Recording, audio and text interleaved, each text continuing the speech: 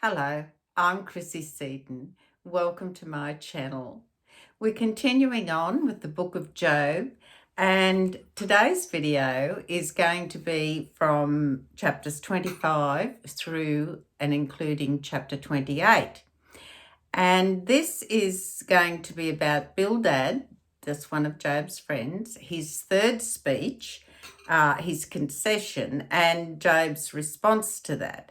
So we will continue on with that. And as I've said, I am reading from the book of Job with its extended commentary so that you understand its authentic commentary, not my opinion. So that's why I'm reading the text most of the time, so that you are able to get the actual comments and alternative opinions, etc., that are authentic. So let's continue on with chapter 25, and it says Bildad's concession. Now, there is a bit of lengthy reading here, but it gives you an overview and a sense of summarising things as we proceed along, because there is a lot of information to observe. So, until this point, Job has insisted that he was free from sin and that his suffering could not have been imposed by Hashem, but that it could only be the product of the constellations and blind nature. His friends had countered that there is no punishment without sin, and that he was surely guilty and deserving of punishment. Now, Bildad offers a different explanation of why the innocent suffer and the wicked prosper. This principle remains the same. God is just. The righteous will be rewarded and the wicked will be punished. But why does our experience on earth seem to contradict this principle?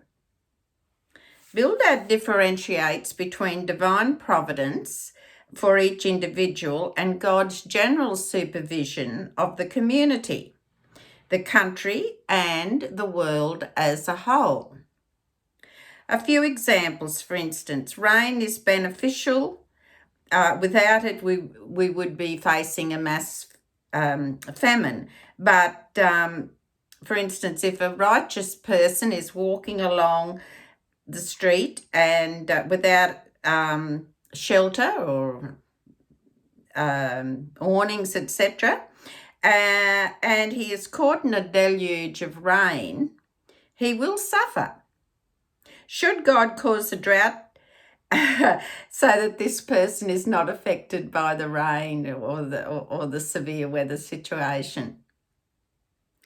So should God cause a drought, that this person will not suffer any inconvenience or discomfort. You see the reasoning. So it goes on and says, sunlight is a blessing that evil people do not deserve. Should God shroud the world in darkness so that bad people should not be able to kill and pillage? So you see the common sense, the way you have to look at it. Should the sun never set? So it is inevitable that the course of nature will often cause good people to suffer undeservedly. And we know that. We hear about, national disasters and things, as massive earthquakes and things like that. So we understand this. But this does not mean that they will be deprived of earned reward. God has his ways to compensate them. Reward, and they will be rewarded in accordance with the suffering that they were forced to endure through no fault of their own. So, now, verses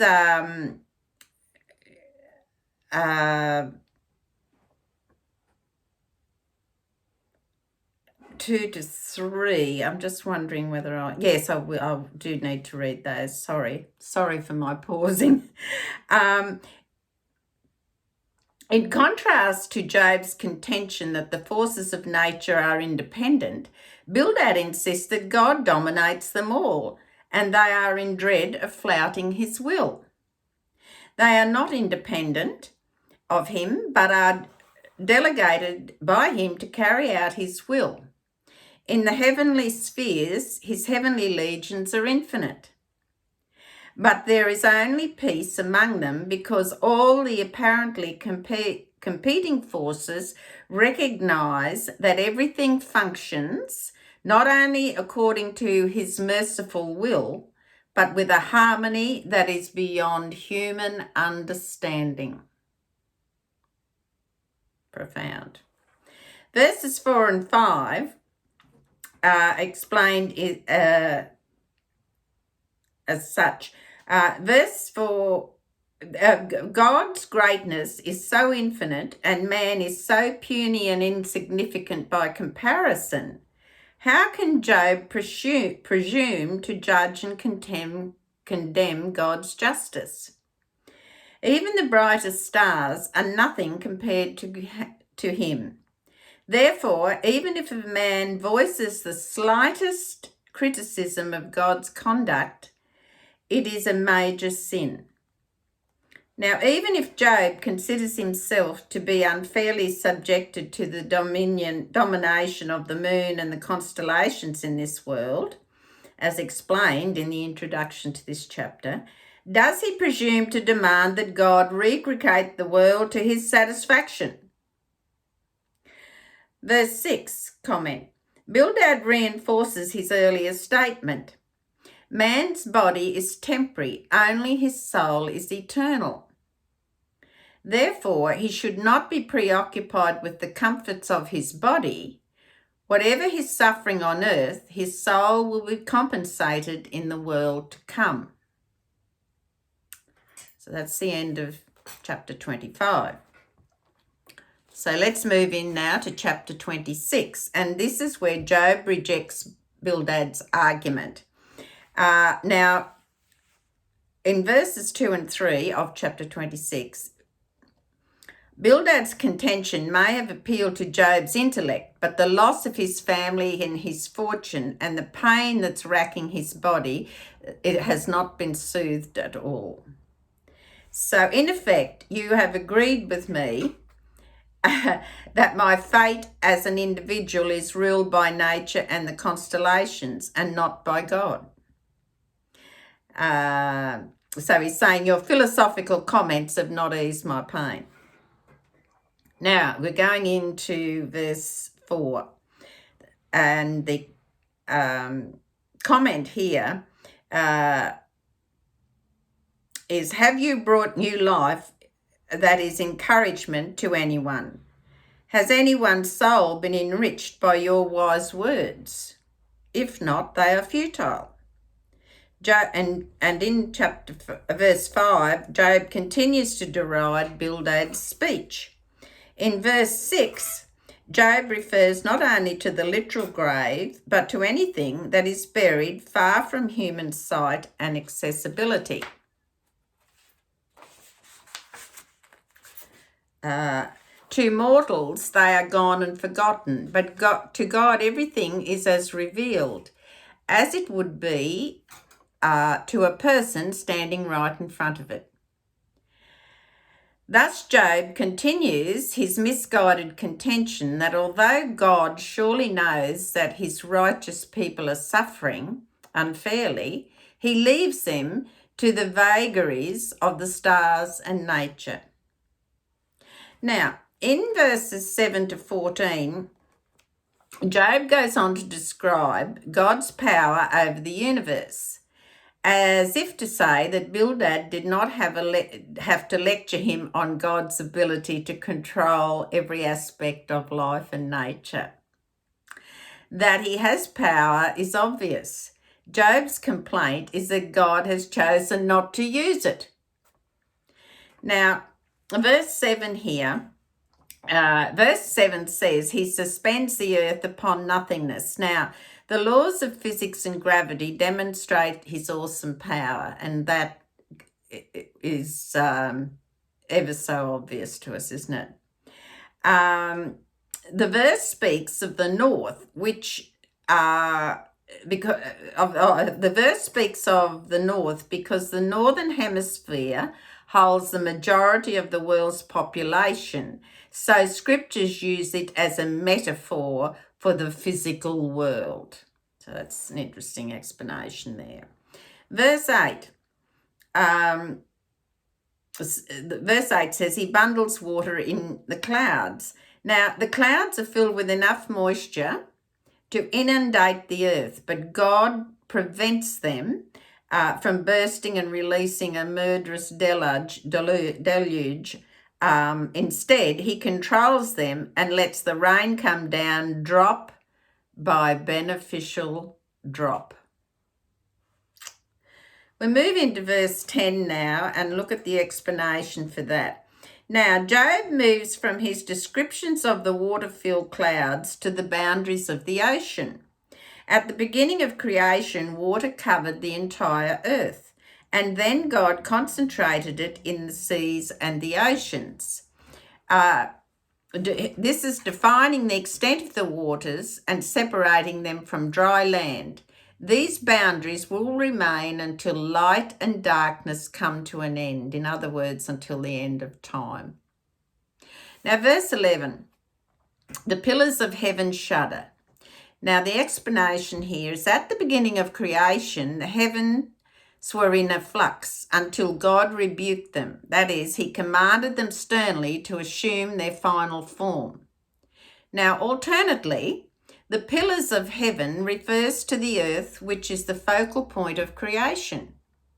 Since the purpose of creation was so that Israel would accept the Torah and serve Hashem, it is the center of the earth and upholds the heavens, as it were. The earth, too, is sometimes in flux due to earthquakes and volcanic eruptions until God rebukes it, and as it were, and commands the movement to stop and the earth to calm again. Very interesting things to think about there. Now we move into verse 12, and the explanation for verse 12, this alludes also to the miracles of the splitting of the Sea of Reeds. God commanded the waters to become solid, a solid wall, and the seabed to be dry so that Israel could cross in comfort and safety. And then the walls returned and became water again and swamped the Egyptian pursuers. Verse 13, at the time of creation, this is the explanation, at the time of creation, God spread out the heavens, the earth girding serpent. Now, this refers to the Leviathan, which is a huge sea monster, whose fearsome power is described in chapter 40. According to Ralbag, this refers to the Milky Way. Now, verse 14, Job concludes his depiction of Hashem's might by saying that whatever he has said is but the tip of his infinite power. Man cannot even begin to imagine his greatness. I think we'd all agree with that. So, now we're moving into chapter 27. Now, chapter 27 begins with Job's first soliloquy, and he condemns those who blame him. But just let's recap a little bit and refocus ourselves here with a few interesting things. Now, in chapter 26, Job acknowledged that God is all-powerful, but he continues to dispute his three friends. Now, he insists that he was righteous and undeserving of punishment. And he continues to say that logic cannot explain the suffering of the righteous and the success of the wicked. Further to this, in verse 2 here, it says, Job swears by the name of God that he has been treated unfairly, contrary to his friend's claims that he must have been treated with justice. Here Job swears that God has deprived him of just treatment and has made his life bitter. Well, we won't argue with that. His life has been extremely bitter. Verses 3 and 5 go on and say that Job declares he is not a hypocrite. He will never say something that he knows is not true, and he does not deserve to be punished. Then we move into verse 6, where the commentary says, I was consistently righteous and never wavering. This is Job. I will never embarrass my heart by telling a lie. Isn't that a beautiful way to put it? I will never embarrass my heart by telling a lie. Therefore, I will not say I was a sinner just to please you, my friends. I have never given in to temptation. And verse 7 goes on with explanation that Job does not directly curse his enemies. He asks that God considers them to be wicked, and then Hashem will deal with them as he deems necessary. This is an indication of Job's essential goodness. Anguished and bitter though he is, he would not curse another person, even an enemy. He leaves judgment to God. Very important point there. Alternatively, Job despises wickedness and iniquity so much that he regards his enemies to be in those accursed categories. There we go. Now, moving into verses 8 to 10, some explanations here that Job declares that he will never be dishonest or steal. Job continues to insist on his innocence from sin. Even if God has assigned conduct of this world to natural forces, what will a sinner have left after he dies? A righteous person, however, can hope for spiritual bliss in the next world. Now, Job decries the hypocrite. Does he think he can deceive God the way he deceives the victims of his dishonesty? Does he think that when the inevitable misfortune strikes him, God will heed his pleas for divine help? Does he think his false faith in God will be rewarded? Verse 11 explanation says, I will teach you that the way to serve God is to be truthful. I will not lie, and neither should you. Now, Job's rebuke. Job now begins a lengthy rebuke of his friends. According to them, the wicked should be punished, and it should be obvious to everyone that they will not.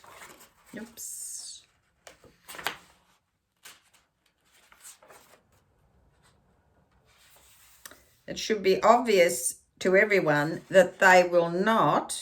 Oh, stuck pages here.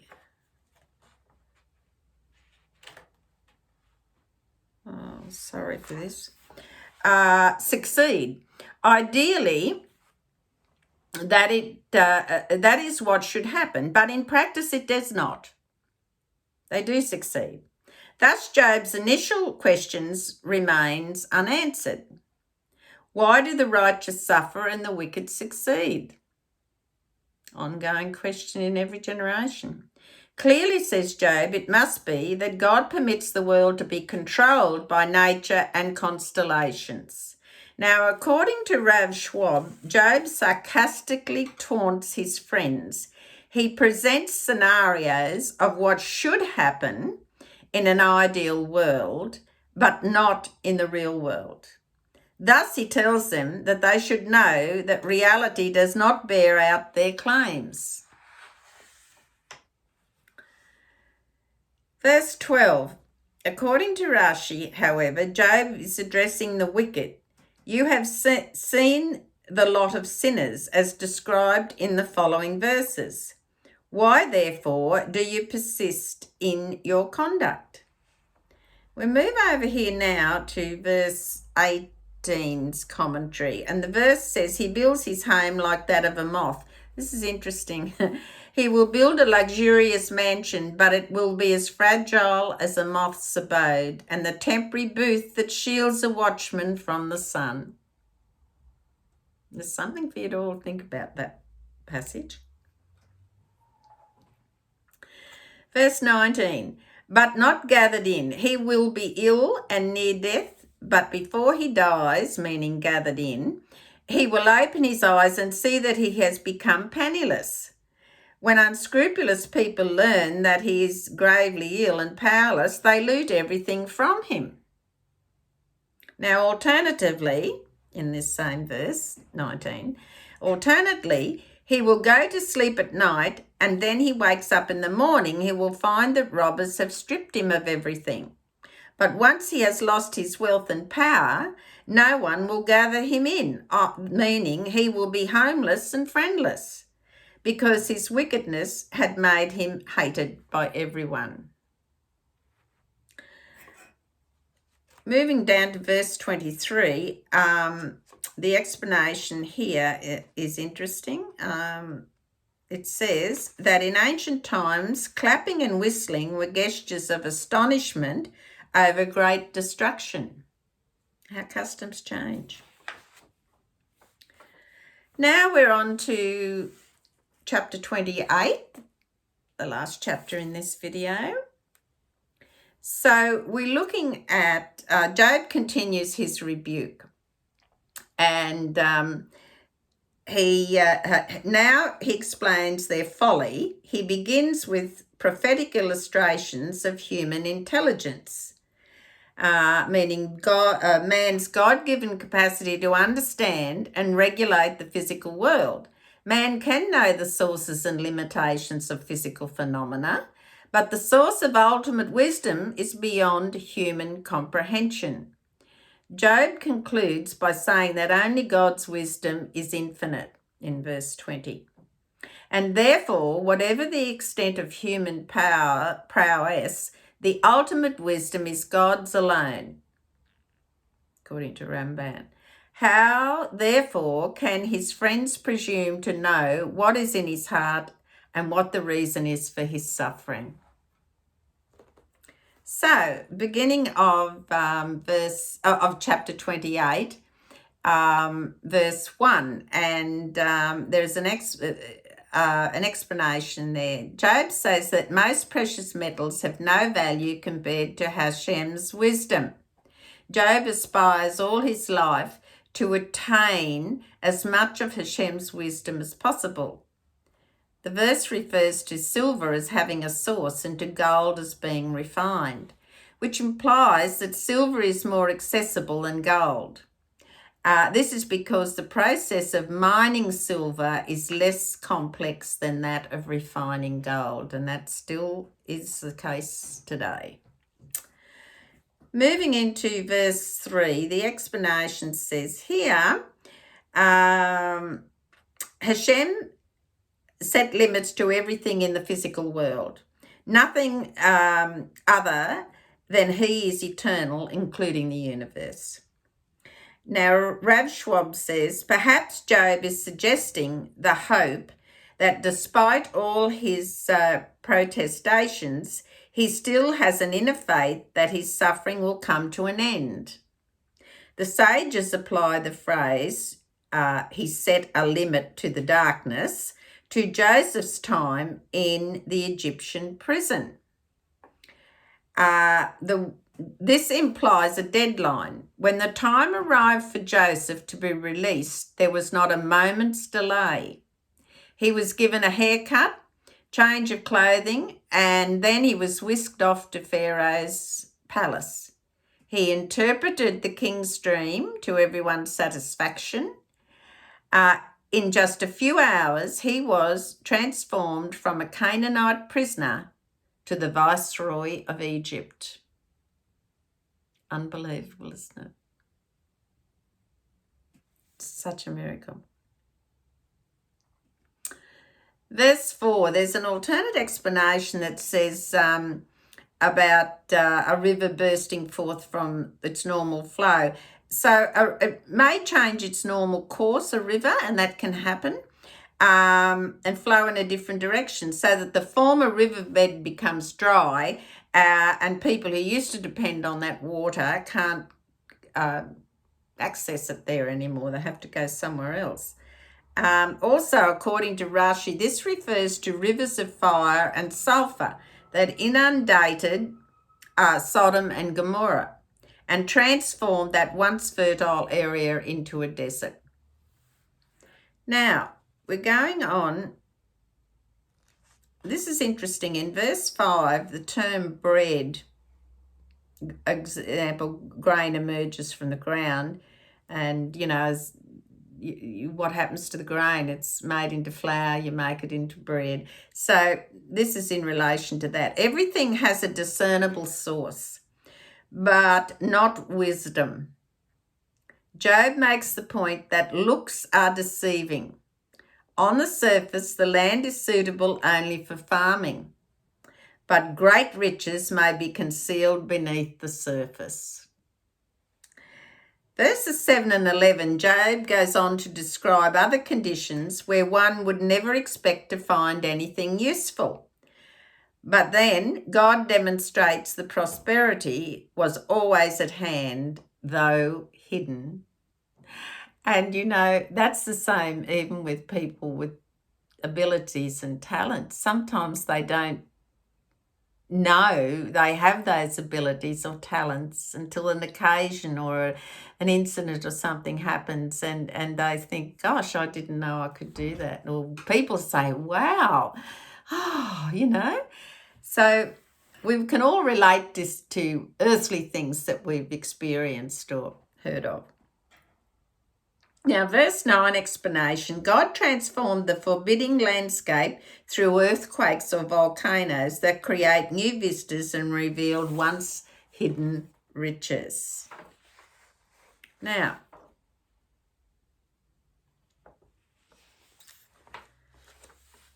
verse 11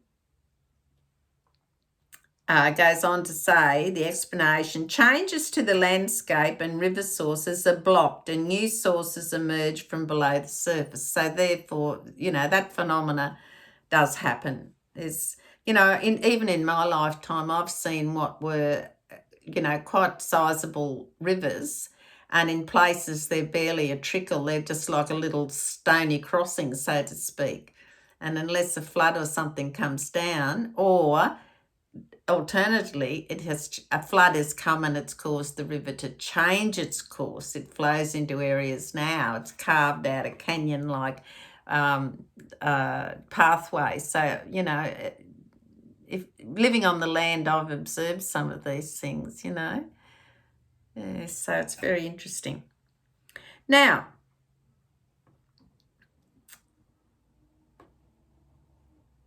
this explanation in verse 11 says that subterranean water that has previously been secret comes up from the earth and merges into the light. Now, this is a metaphor for wisdom. Only God's wisdom is infinite and brings things to light when all else is gone. Now, verse 12, explanation here. Wisdom, where can it be found? Well, wisdom is Torah, according to Rashi. Secular wisdom is available to a man, and as experience shows, it is always expanding. But the Torah is Hashem's own wisdom. It is his kindness. He enables man to gain a measure of his wisdom, but its entirety is beyond human capacity. Now, there is an explanation. Rabbi Naam Tam says that people think that if they can understand a Torah thought, that proves the wisdom of the Torah. Actually, the opposite is the case. That man can understand a Torah thought proves that God has granted man a great degree of wisdom. I'll just read that again. That man can understand a Torah thought proves that God has granted man a great degree of wisdom, and we should use it. It continues on. The above verse in verse 11 stated that all physical things have a source. And if the source is gone, they change radically or cease to exist. But Hashem's wisdom is different. It has no physical source, so it is impervious to change, and it is eternal. It'll never change. Now, verse 13. The wisdom of Torah, that man cannot fathom it, neither its extent nor its depth. Now, Rashi cites the teaching of the sages that a person cannot properly gain Torah knowledge unless he dies for it. Now, that is, he deprives himself of pleasure and devotes himself totally to his learning. Accordingly, it cannot be found in the land of the living. That's an explanation. And verse 14 talks about that no matter how much one tries, the full extent of wisdom is beyond us. And you can relate to the fact that as you grow older, do you think you perhaps could become a little wiser? Age and experience teaches us a lot. Teaches us to, we think back on things, how we would have answered a question when we were young and compared to how we would answer that same question now. I bet you find a vast difference to how you would go about answering that question. That's wisdom, knowledge, understanding, capacity to dissect and to interpret. Now, let's go in. Verses 15 to 19, the explanation here is wisdom is priceless and beyond compare. The exotic treasures of the lands depicted entice adventurers to find them and become rich and famous. But they all pale in comparison to the value of the Torah wisdom.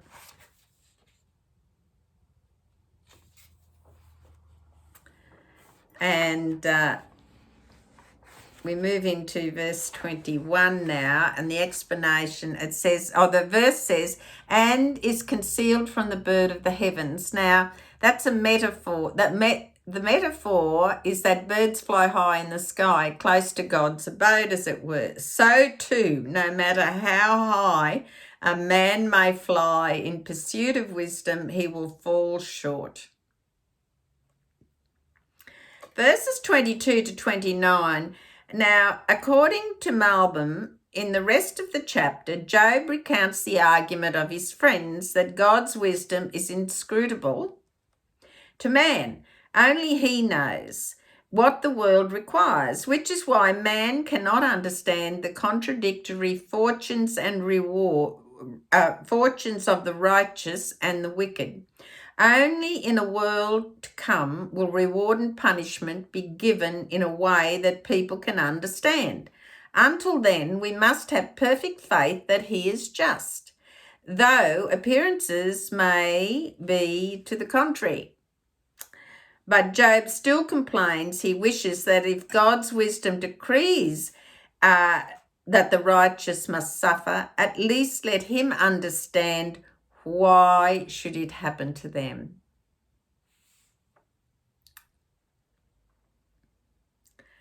Verse 23, the explanation goes on and says that as the Midrash teaches, God peered into the Torah and created the world so that material existence would conform to the dictates of the Torah. Repeat that. God peered into the Torah and created the world so that material existence would conform to the dictates of the Torah. The living cannot know his ways, and even after death, the souls cannot fully understand it, relating to verse 22. Only God knows the full range of his wisdom. 26, verse 26, at the time of creation, he ordained the nature and distribution of rain and thunderstorms. So that's interesting to know. Now, in verse 27, it says, then he looked and recorded it. Now, this translation follows Metzudos, and it says, at the time of creation, Hashem looked into Torah and counted its letters. With these letters, and according to the Torah's dictates, Hashem created the universe. And we've learnt that in previous teachings. So the Torah was there. Was there before creation. He looked into the Torah. Now, verse 28. The explanation says, as King Solomon concluded the book of Ecclesiastes, the sum of the matter, when all has been considered, fear God and keep his commandments, for that is man's whole duty. It's a very famous passage. Only in this world does man fail to perceive God's justice. In this world he must fear God and refrain from sin. In the next world, he will understand. The greater one's fear of heaven, the closer one can come to true wisdom. It is normal for a human being to filter his perceptions through his own personality and values, and to a degree experiences too, which obviously detracts from his objectivity and his ability to see events through God's lens. Absolute fear of heaven enables a person to remove himself from personal equation and to understand the world as God wishes him to. And that concludes that chapter. And that's a very interesting and powerful note. And I'll read it again. I'll read this last explanation. The greater one's fear of heaven, the closer one can come to true wisdom. It is normal for a human being to filter his perceptions through his own personality and values, which obviously detracts from his objectivity and his ability to see events through God's lens. Absolute fear of heaven enables a person to remove himself from that personal equation and to understand the world as God wishes him to. And we should always be saying, what am I to do for you, God? What do you want me to do? What should I do for God? And we do have some instructions on that. We have the 7 Noahide commandments, to be a righteous human being, to be a good person, to care about your community, your family, friends, and to love and fear God and know that there is only one God. There isn't a second, a third, a fourth, a fifth, or whatever particle to it. One God, Hashem. Thank you for being with me for this video, and I've really enjoyed doing all of the videos.